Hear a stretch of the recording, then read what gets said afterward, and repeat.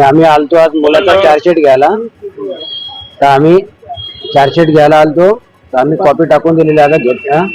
आणि आता आमच्या वकील जे लढणार आहेत तर त्यांच्या जीवाला धोका आहे आणि त्यांच्या आई वडिलांना पण जीवाला धोका आहे आणि त्यांच्या सुरक्षेसाठी आम्ही इथं आलेलो आहोत.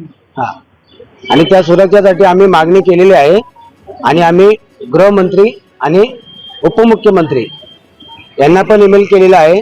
आम्ही मागणी केलेली आहे का यांच्या सुरक्षेसाठी बंदोबस्त द्यावी आणि आता जे मुलाचा जे अंतिम विधी करणार जे आहेत ते त्याच्यासाठी पण सुरक्षित द्यावी, ते आम्ही हे मागणी केलेली आहे. अर्ज तुम्ही मागणी की बदलापूरमध्ये झाला पाहिजे आता आमचं हे नाही ठरलेलं अजून, ते जागा कुठे आहे ते आता ते जागा आम्ही ते देतील ते आम्ही बघू आणि ते त्याच्यानंतर मग जे करायचं ते करणार. आणि आता जे आम्ही मागणी केलेली आहे त्या मागणीसाठी आम्ही इथं आलो होतो आणि आमची चार्जशीट पण आम्ही केलेले आहे. चार्जशीट साठी काय सांगितलं तुम्ही? अर्ज दाखल केला का काय?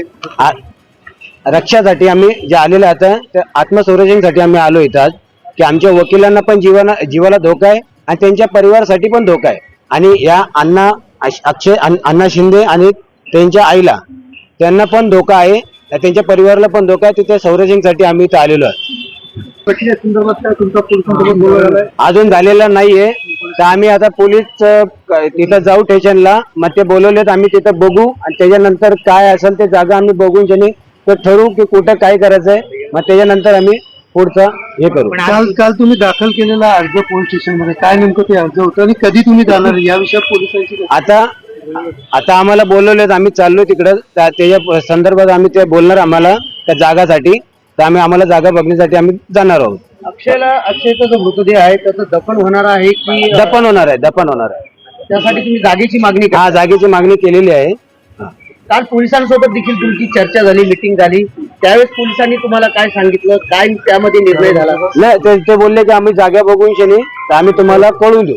कधीपर्यंत तुम्हाला जाणार? आता आम्हाला फोन केलेला, आम्ही इथून आता चाललोय, निघालो आम्ही, तर आम्ही तिथे जाऊन शनी आता ते आम्हाला नेतील, आम्हाला जागा दाखवतील, मग कुठला आम्हाला जागा ते आम्ही बघणार. तर आमच्या मुलाच्या बॉडी दफनवण्यासाठी जिथे जागा सुरक्षित असेल त्या जागेवरती आम्ही हे करणार त्याला.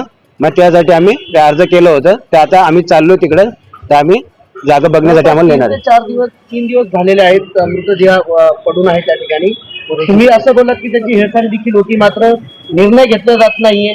काय असं सगळं संताप आहे तुमचा, काय असं सगळं एकंदरीत तुम्हाला वाटतं? हे बघा, आम्ही जे केलेले होते आता ते जागेसाठी आम्ही बोललो होतो, आता ते तेवढं आमचं झालेलं आहे. तर आता आम्ही चाललोय, त्याच्या पुढची तुम्ही आता आमच्या ते पुढचे काही असेल ते आम्ही ते करतो आता.